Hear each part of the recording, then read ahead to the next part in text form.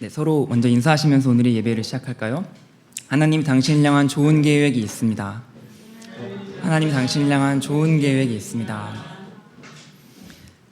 네, 함께 오늘 본문 말씀 같이 읽어보겠습니다. 또 산에 오르사 자기가 원하는 자들을 부르시니 나아온지라.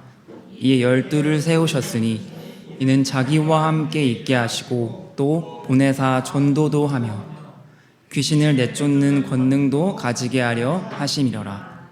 아멘. 최근 이탈리아에서 동계올림픽이 개최가 되었죠.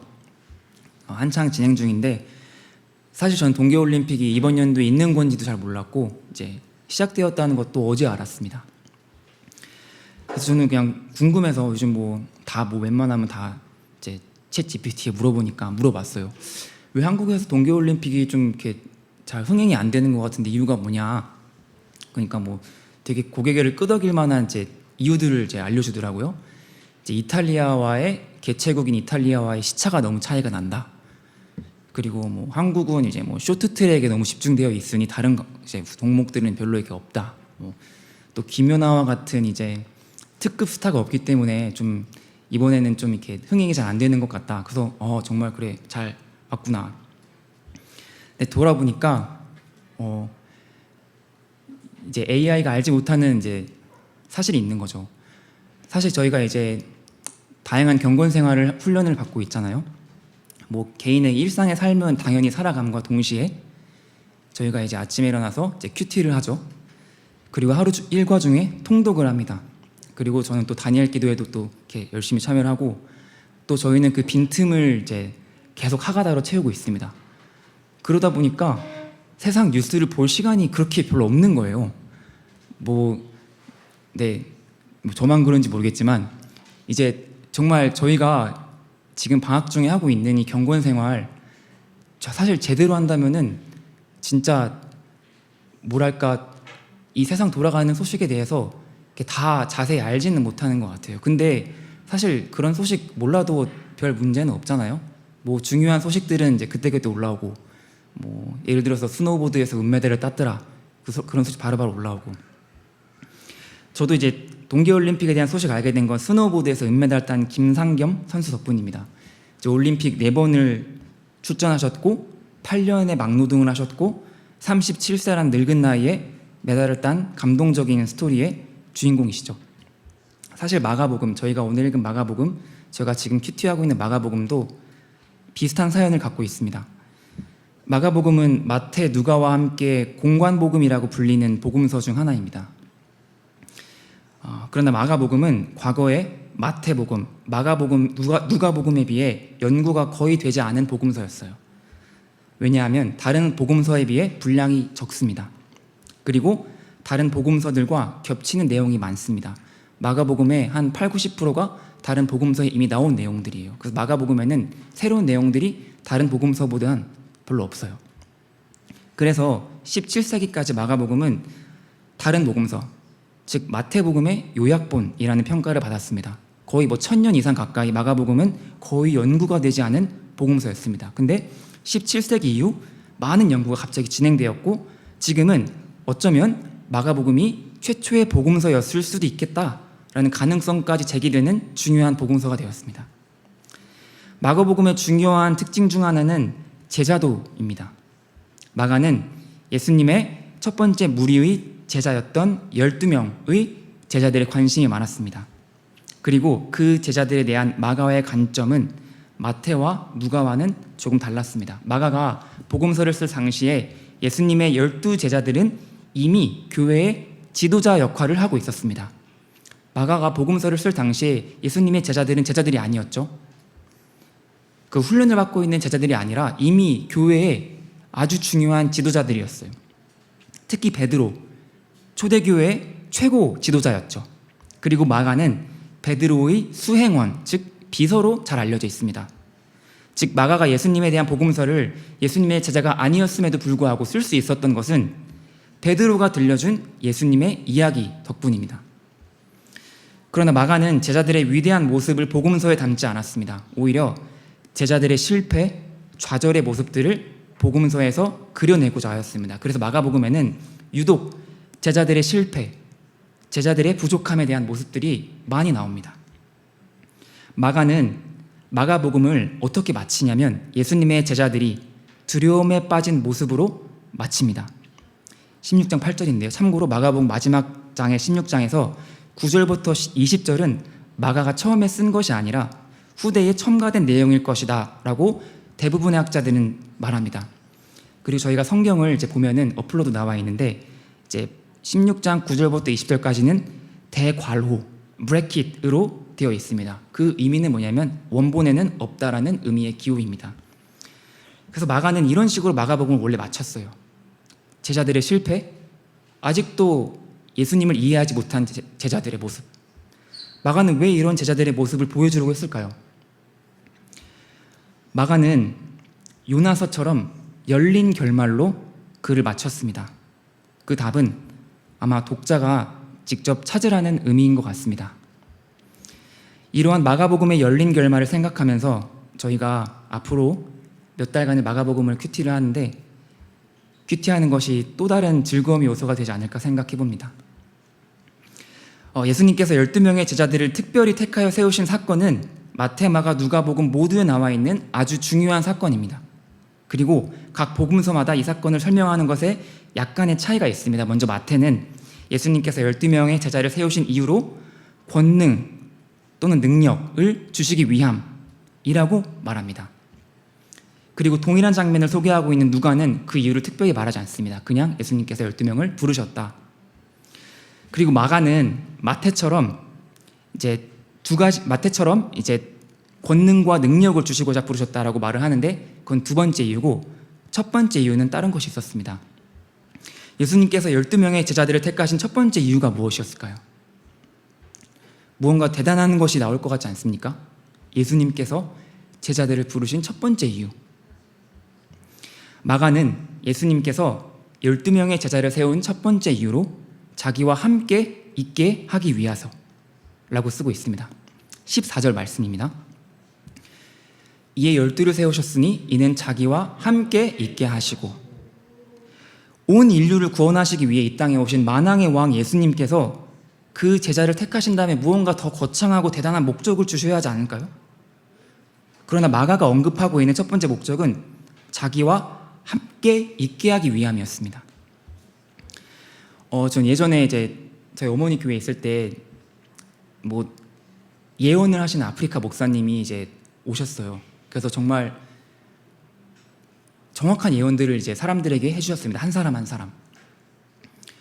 뭐 어떤 분에게는 저도 몰랐던, 사실 저도 잘 모르는 분인데 그분의 뭐 집안 사정에 대한 그런 예언기도 해주시고 어떤 분에게는 뭐 그분의 자녀에 대한 예언, 어떤 분에게는 심지어 뭐 얼굴이 예뻐질 거다 뭐 그런 예언도 해주시더라고요. 그래서 저는 그 당시에 이제 편입을 준비하고 있었기 때문에 저는 이제 하나님이 내게 정말 편입의 문을 열어주실 것이다 라고 이렇게 내심 기대하는 마음으로 기도를 받으러 갔습니다. 근데 아프리카 목사님께서 저에게는 하나님이 너를 사랑한다. 하나님이 너를 사랑한다. 그래서 저는 막 알죠. 하나님 저 사랑한다. 그래서 또 뭐 있을까요? 하나님이 너를 사랑한다. 아멘. 할렐루야. 그게 끝이었어요. 그 당시에는 너무 좀 실망을 했죠. 근데 그게 가장 중요한 사실 아닐까요? 하나님이 너를 사랑한다. 저는 마가가 다른 제자들이 쓰지 않은 예수님께서 제자를 택하신 첫 번째 목적으로 함께하기 위함, 이 대목에서 하나님 아버지의 마음을 느꼈습니다. 하나님 아버지께서는 저희 한 사람 한 사람을 특별한 존재로 만드시고 귀하게 생각하십니다. 그리고 그 무엇보다도 저희와 함께하기를 원하시죠. 저희와 함께 시간을 보내기를 원하십니다. 그 시간은 이런 공적인 예배일 수도 있고요. 나의 개인적인 묵상의 시간일 수도 있습니다. 하나님께서는 저희와 최대한 많은 시간을 보내기 원하시고 가능하면 아침부터 저녁까지 하루 종일 저희와 교제하기를 원하십니다. 근데 사실 누군가와 하루 종일 시간을 보낸다는 건 정말 쉽지 않은 일이죠. 아무리 사랑하는 사람이라 할지라도 하루 종일 그 사람과 시간을 보낸다는 것은 쉬운 일이 아니라 저에게는 굉장히 어려운 일인 것 같아요. 특히 저 같은 I 성향의 사람은 더 그런 것 같습니다. 물론 우리가 어떤 완벽한 사람을 만나면 그 사람과 하루 종일 시간 같이 보내는 것은 가능할 수 있습니다. 예를 들어 나를 가장 잘 이해하는 사람, 그래서 나를 가장 잘 배려해주는 사람, 내가 좋아하는 것, 내가 싫어하는 것 모두 잘 알고 나에게 맞춰주는 그런 사람과는 우리가 하루 종일 있을 수 있겠죠. 우리 하나님 아버지는 완벽하신 분이십니다.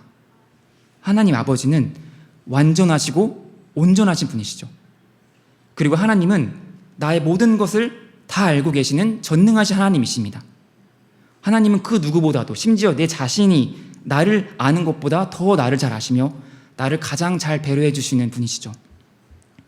바로 보혜사 성령 하나님께서 그 역할을 하십니다. 세심하고 인격적으로 저희 한 사람 한 사람을 대하십니다. I 성향의 사람에게 E 성향의 사람처럼 대하지 않으십니다. 반대로 E 성향의 사람에게 I 성향 사람처럼 대하지 않으십니다. 모든 사람의 성향을 아시고 모든 성향의 좋은 것을 다 갖고 계신 분이 우리 하나님이십니다.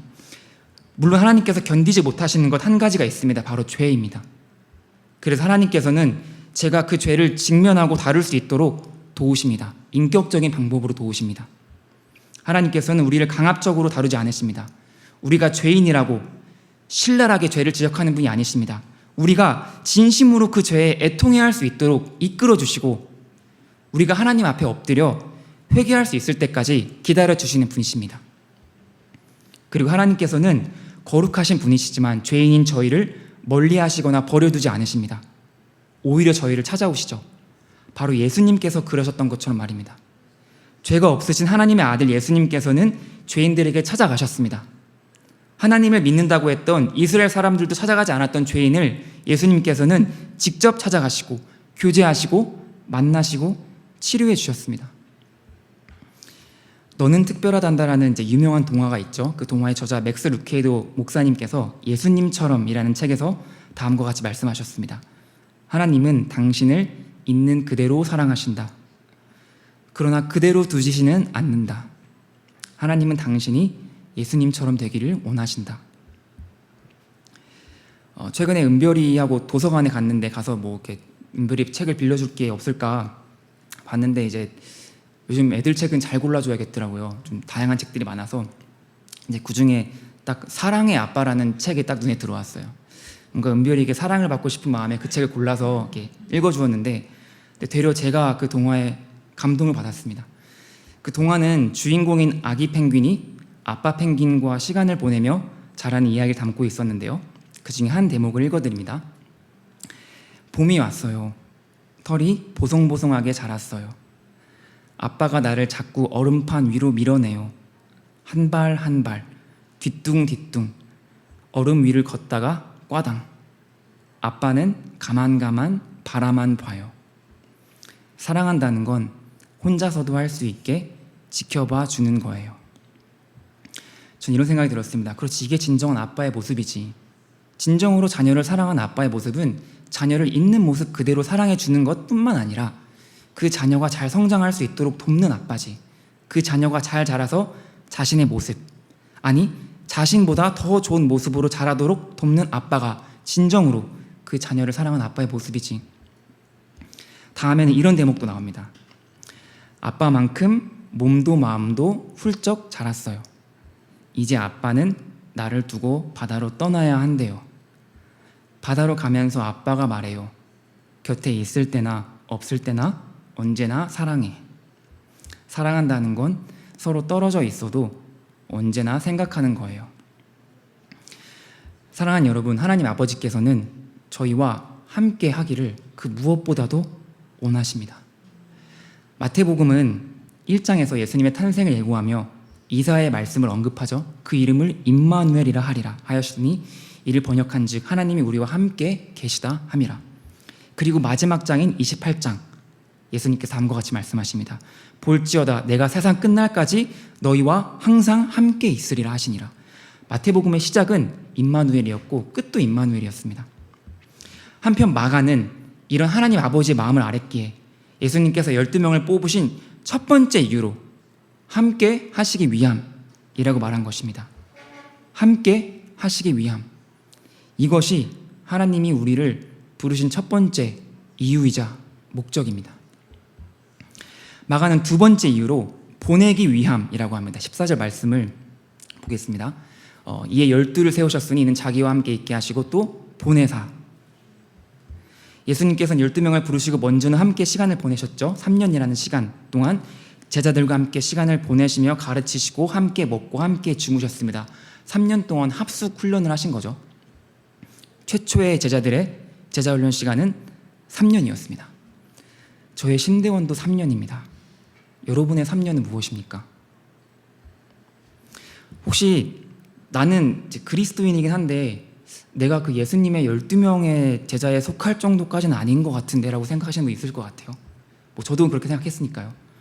그러니까 예수님을 믿기는 하지만 내가 12명에 들 정도는 아닌데, 그러나 이 12은 이스라엘 전체를 상징하는 상징적인 의미를 갖고 있는 숫자였습니다. 예수님께서는 13을 부르실 수도 있었고 20명, 100명을 부르실 수 있었는데 12명만 부르셨고 그 상징적인 의미의 숫자를 사용하신 것입니다. 그리고 예수님 부활과 승천 이후에 성령 하나님을 이 땅에 보내주시면서 그 12명을 예수님을 믿는 모든 사람으로 확대하셨습니다. 그래서 나도 여기 모인 모든 사람 다 예수님을 믿는다면 그 상징적인 의미의 12명에 포함된다고 생각하시면 됩니다. 그렇게 3년을 제자들과 시간을 보내시고 예수님께서는 그들을 세상으로 보내셨습니다. 물론 그 과정에는 제자들의 실패와 예수님의 십자가 죽음이라는 안타깝고 슬픈 사건들도 있었지만 예수님의 부활과 제자들의 회복이라는 대반전의 드라마도 있었습니다. 그리고 예수님께서는 제자들을 세상으로 보내셨습니다. 함께 마가복음 16장 15절을 읽어보겠습니다. 또 이르시되 너희는 온 천하에 다니며 만민에게 복음을 전파하라. 예수님께서 12명의 제자를 세우신 이유는 먼저 함께하기 위함이셨고 그 다음으로는 보내기 위함이셨습니다. 즉 예수님께서 부르신 사람들은 결국 세상으로 나가야 하는 것입니다. 그리고 마가는 예수님의 보내심, 즉 파송의 목적을 두 가지 말합니다. 첫째, 전도하기 위해서. 둘째, 권능을 행하기 위해서. 예수님께서는 제자들을 세상에 보내셨는데 먼저는 전도하기 위해, 즉 복음을 전하기 위해 보내셨습니다. 14절 말씀 다시 한번 보겠습니다. 이에 12를 세우셨으니 이는 자기와 함께 있게 하시고 또 보내사 전도도 하며. 예수님께서는 복음을 전하기 하기 위해 제자들을 세우시고 보내셨습니다. 이 말을 들으면 너무 당연한 말 아닌가? 제가 여러분에게 예수님께서는 복음을 전하게 하기 위해 제자들을 세우시고 보내셨습니다 라고 말한다면 무슨 당연한 말을 이렇게 대단한 것처럼 하나 이렇게 생각을 할 수도 있을 것 같습니다. 근데 저희는 저희 스스로에게 정말 진지하게 질문해 봐야 합니다. 나는 복음을 전하는 삶을 살고 있는가? 다시 한번 말씀드리지만 예수님을 믿는 모든 사람은 상징적인 의미의 12명에 속합니다. 더 직접적으로 말하면 12명이든지 아니든지입니다. 이 말은 예수님을 믿든지 안 믿든지와 거의 동일한 의미를 갖습니다. 방 안에 코끼리라는 표현이 있습니다. 방 안에 코끼리가 있는데 방 안에 있는 그 어느 누구도 그 코끼리에 대해 이야기하지 않는 것입니다. 심리학적 용어죠. 중요한 문제가 방 안에 있는데 그 누구도 그 문제를 보려 하지 않는다는 의미입니다. 예수님께서는 저희를 부르실 때 복음을 전하기 위해 부르셨습니다. 이것이 그리스도인의 사명입니다. 저희는 모두 그 사실을 알고 있습니다. 그 사실 너무나 당연해서 모를래야 모를 수가 없습니다. 아주 큰 코끼리처럼 내 마음에 자리하고 있습니다. 그러나 어느 순간부터 저희는 그 사실을 외면하기 시작합니다. 다른 사람에게 다가가는 것이 불편하기 때문에, 복음을 전하는 삶이 잔잔하고 안정적인 내 삶을 방해할 것 같아서 내 마음에 그 큰 코끼리처럼 자리하고 있는 그 사실을 애써 외면합니다. 그 큰 코끼리를 외면한 채 다른 일들을 하느라 분주합니다. 왜냐하면 내가 더 분주하게 다른 일을 해야 코끼리를 안 볼 수 있기 때문입니다. 사랑하는 여러분, 저희는 영혼구원의 사명을 어떻게 대하고 있습니까? 영혼구원이라는 내 마음의 코끼리를 외면해서는 안 될 것입니다. 아까 말한 사랑의 아빠란 동화의 주인공이었던 아기 펭귄이 어느덧 시간이 지나 자신도 아빠가 됩니다. 아빠가 된 아기 펭귄이 말합니다. 나도 아빠가 되었어요. 눈보라가 몰아치면 온몸을 구부려 바람을 막아요. 그리고 아기에게 나직나직 말해요. 사랑의 아가야. 사랑한다는 건 받은 사랑을 다시 나눠주는 거예요. 사랑하면 전도합니다라는 책을 쓴 빌 하이벨스 목사님은 다음과 같이 말씀하십니다. 예수님은 지금도 우리에게 말씀하신다. 매일 만나는 사람에게 내게 오는 길을 알려줘라. 내가 주는 기회를 놓치지 말라.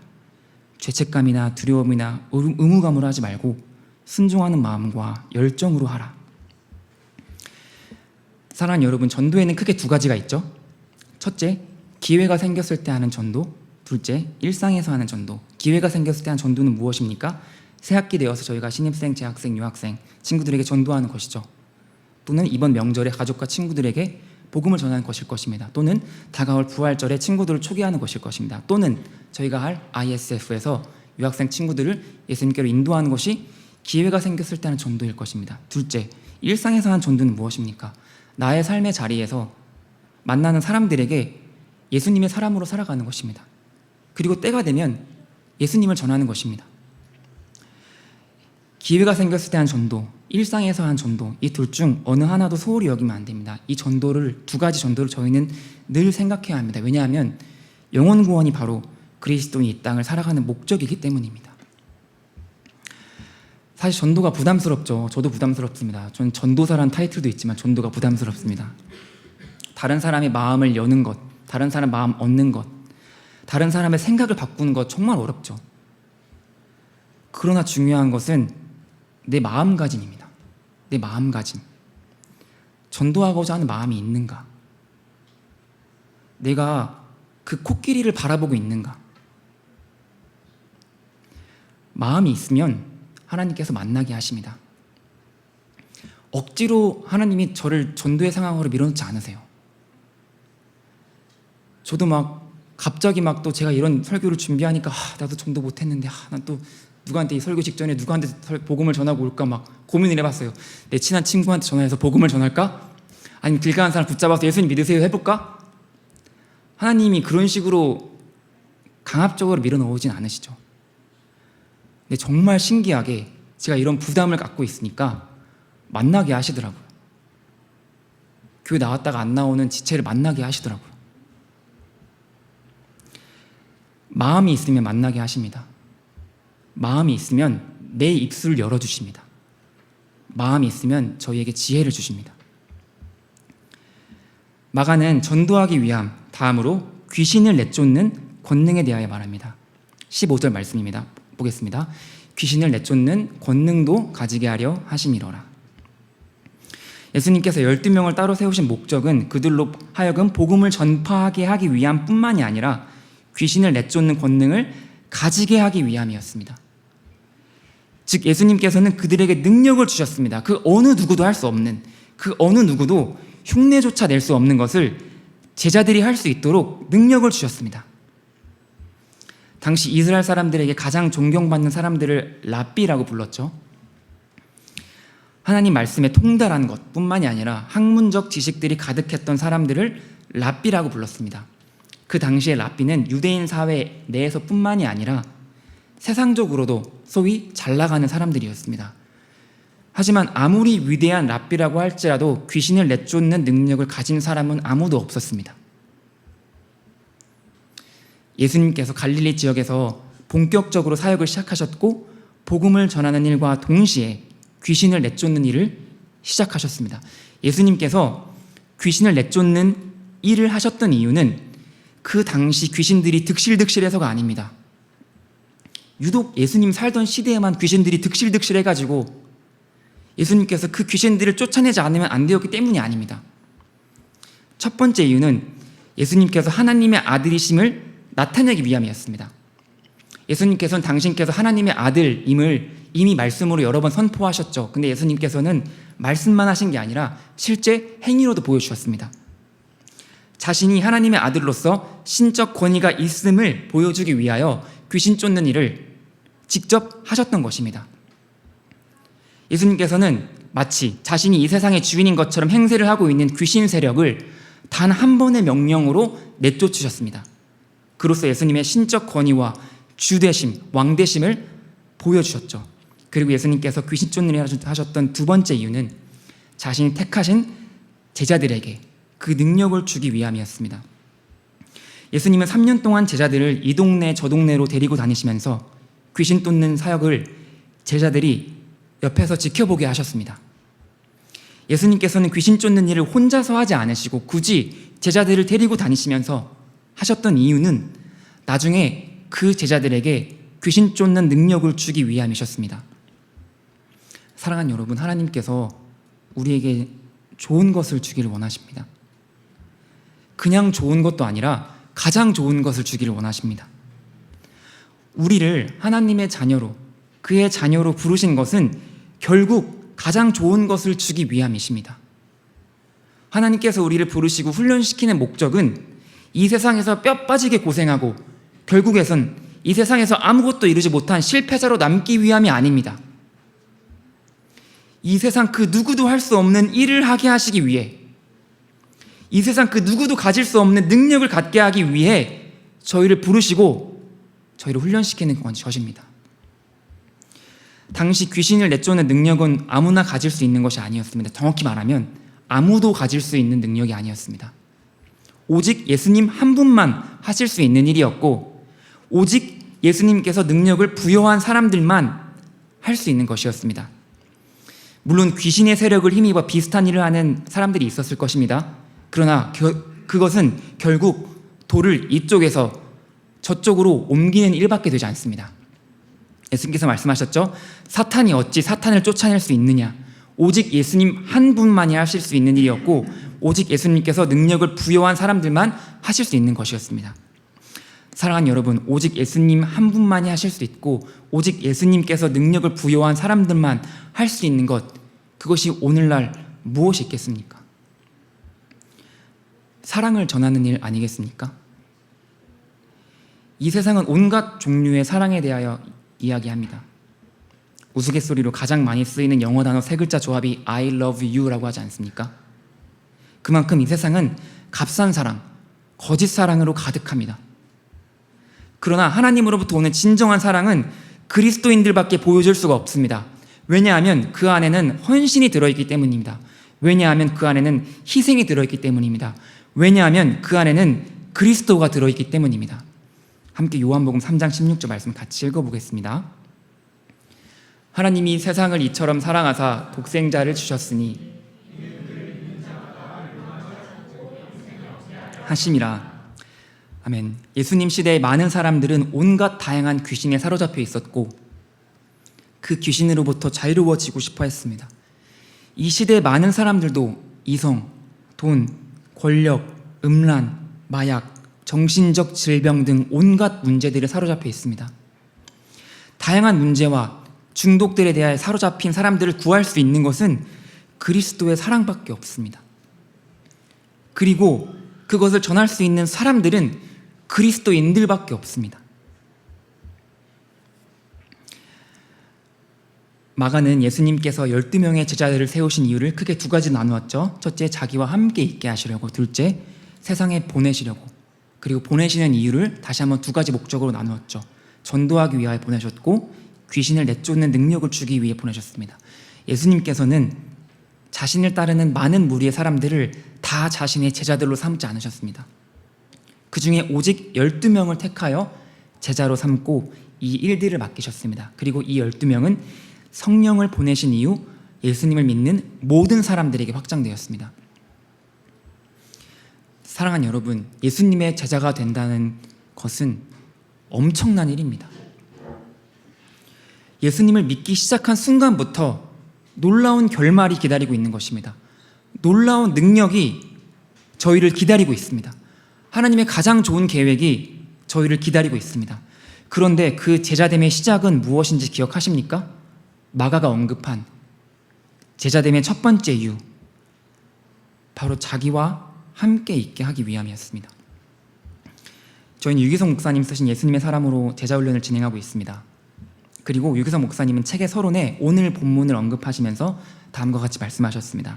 예수님께서 제자들에게 조직신학을 가르치셨을까? 목회학, 설교 방법, 전도학을 가르치셨을까요?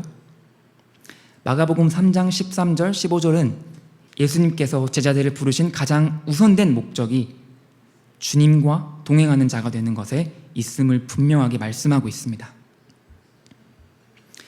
저희는 때로 하나님께서 저희에게 주시는 축복 또는 능력에만 너무 초점을 맞추고 있지는 않나 생각이 듭니다. 예수님의 제자들은 귀신을 내쫓는 능력을 받았을 때 너무도 설레고 기뻤을 것입니다. 예수님께서는 마가복음 6장에서 제자들을 2명씩 보내시면서 귀신들을 제어하는 권능을 주셨고 제자들은 실제로 귀신들을 쫓아내었습니다. 제자들은 너무 놀라고 신기했을 것입니다. 근데 시간이 지나고 마가복음 9장에서는 제자들이 귀신을 쫓아내지 못하는 모습이 나옵니다. 예수님과 함께하는 시간이 많으면 많을수록 사역도 더 잘해야 되는데 왜 그 반대가 되었을까요? 제자들은 예수님과 함께 다니며 많은 능력을 보고 사람들의 많은 집중을 받았습니다. 그래서였는지 몰라도 점점 마음이 높아졌고 결국 누가 더 크냐 하는 유치한 논쟁에 빠지기도 하였고 오병이어의 기적을 보고도 먹을 것이 없어 고민하는 어리석은 모습을 보이기도 했습니다. 저희가 하나님의 은혜와 사랑을 받기만 하고 흘려보내지 않으면 맛 잃은 소금이 되어 이 세상에서 짓밟히고 부끄러움을 당하게 됩니다. 존 파이퍼 목사님은 하나님께 굶주린 삶이라는 책에서 다음과 같이 말하고 있습니다. 하나님을 향한 굶주림의 가장 큰 적은 독이 아니라 애플파이다.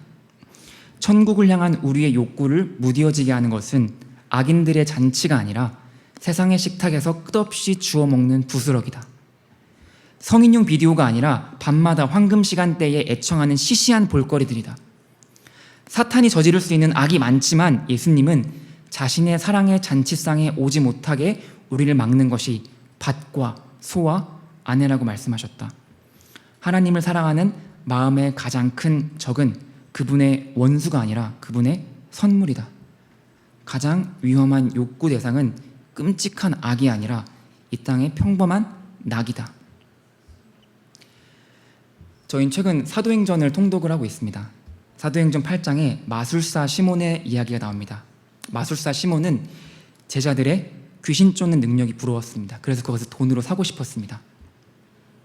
그러자 베드로 사도에게 심한 꾸중을 듣습니다. 함께 사도행전 8장 말씀 같이 읽어보겠습니다. 베드로가 이르되 내가 하나님의 선물을 돈 주고 살 줄로 생각하였으니 내 은과 내가 함께 망할지어다. 하나님 앞에서 내 마음이 바르지 못하니 이 도에는 내가 관계도 없고 분깃될 것도 없느니라. 그러므로 너의 이 악함을 회개하고 주께 기도하라. 혹 마음에 품은 것을 사하여 주시리라. 사랑하는 여러분, 저희가 하나님의 축복과 능력이라는 결과만을 바라면 마술사 시몬과 같이 부끄러움을 당합니다. 하나님의 축복과 능력은 제자됨의 마지막 결과로서 나타난 것입니다. 그리고 이 결과는 오직 하나님과 함께하는 삶 또는 경건의 삶의 첫 번째 우선순위 있을 때에만 진정한 의미의 선물이자 축복이 될 것입니다. 저희 모두 예수님께서 제자를 세우신 이 이유들을 마음에 새기고 빛과 소금의 삶, 능력 있는 삶을 살아가실 예수님의 이름으로 기도합니다. 아멘. 함께 오늘 말씀 생각하시면서 기도하시겠습니다. 하나님, 정말 오늘 마가를 통하여서 저에게 알려주셨습니다. 하나님께서, 예수님께서 제자들을 세우신 그 12명을 특별히 구별하여 택하여 세우신 이유를 함께 하시기 위하여, 그리고 보내셔서 전도하기 위하여, 그리고 귀신을 내쫓는 권능을, 능력을 주기 위하여 라고 말씀하셨습니다. 하나님, 저희가 정말 축복 중에 가장 귀한 축복이 바로 하나님과 함께하는 삶임을 저희가 깨닫게 하여 주시옵소서. 정말 능력 있는 삶, 축복이 가득한 삶, 이 세상에서 평안하고 또 다른 사람들에게 또 인정받고 그런 삶도 너무 귀하지만 그 무엇보다도 더 앞에 있어야 할 것은 바로 하나님과 함께하는 그 삶임을 저희가 잊지 않게 하여 주시옵소서. 정말 저희 삶의 우선순위가 잘 잡혀서 정말 영적으로 건강한, 내면이 건강한 예수님의 제자로 살아갈 수 있도록, 하나님의 자녀로 살아갈 수 있도록 저희를 붙들어 주시옵소서. 함께 기도하겠습니다. 하나님, 주님, 그렇습니다. 정말 저희가 이 세상을 살아가는 이유는 먼저는 하나님과 함께하기 위함이고, 다음으로는 정말 세상에 나가 복음을 전하고 예수님을 전하고, 정말 또 능력, 가장 귀한 능력인 사랑을 전하기 위함임을 저희가 다시 한번 깨닫습니다. 하나님, 정말 저희가 이러한 삶을 살아가기 원합니다. 예수님의 제자와 같은 삶을 살아가기 원합니다. 하나님, 저희가 그 부스러기와 같은 그러한 부스러기와 같은 작은 것들에 만족하지 않게 하여 주시고, 정말 그 예수님과 동행함으로 느낄 수 있는 가장 깊은 평안과 은혜, 사랑을 저희가 경험하고 살아갈 수 있도록 도와주시옵소서. 그리하여 모든 것을 더하시는 하나님을 저희가 경험하게 하여 주시옵소서. 주님, 저희 삶의 우선순위가 잘 잡히기를 원합니다. 하나님과 동행하는 그 우선순위가 첫 번째로 저희의 삶에 잘 잡히기 원합니다. 말씀과 기도의 삶, 큐티와 통독의 삶, 또 말씀을 읊조리는 이 삶이 저희의 삶에 가장 우선순위에 자리 잡게 하여 주시옵소서. 주님, 들어주시옵소서.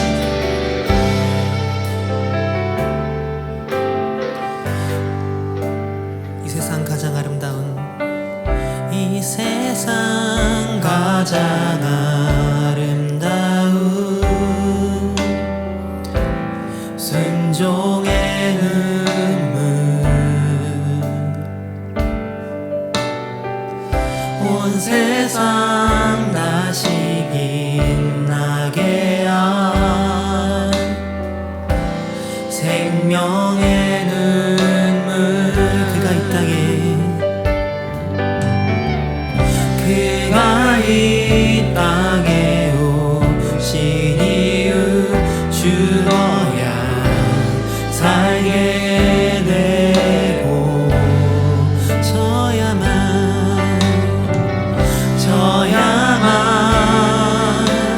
승리하는 놀랍고 영원한 신비, 지으신 그대로 회복시킨 우리의 창조주 그리스도,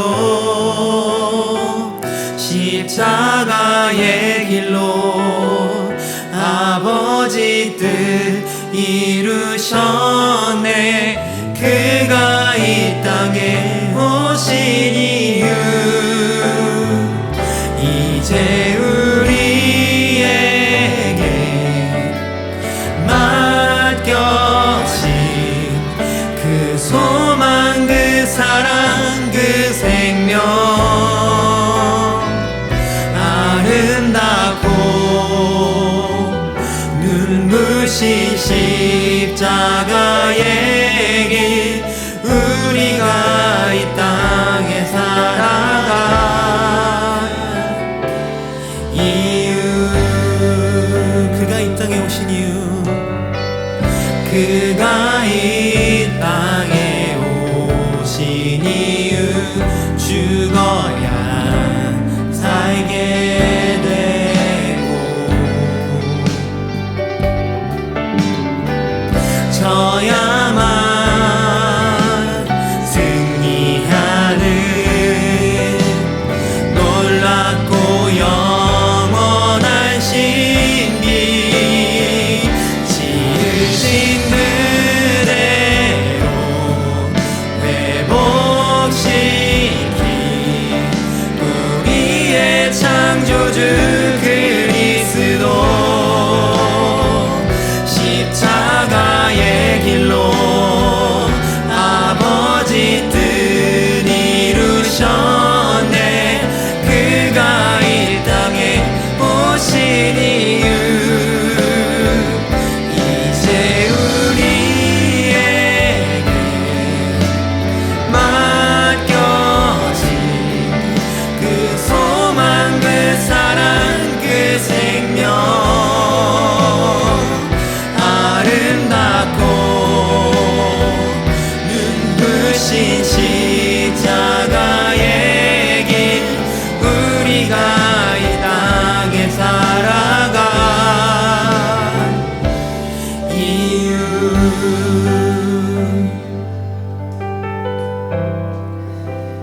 주님, 저희가 예수님께서 이 땅에 오신 그 이유를 가슴 깊이 간직할 수 있도록 도와주시옵소서. 예수님께서는 왕으로 이 세상을 군림하러 이곳으로 오신 것이 아니라 종으로 제자들의 발을 씻기시고 병들고 귀신 들리고 약한 자들에게 복음을 전하시고 귀신을 내쫓아 주시고 치유하시기 위해 오셨습니다. 하나님, 저희도 종으로서의 삶을 살아가기 원합니다. 높아지려는 마음, 그 마음을 십자가에 못 박고 정말 종으로 이 세상을 살아가신 그 예수님을 본받기를 원합니다. 그리하여서 은혜에서 제자의 삶으로 나아가는 저희 한 사람 한 사람 되게 도와주시옵소서. 예수님의 이름으로 기도드렸습니다.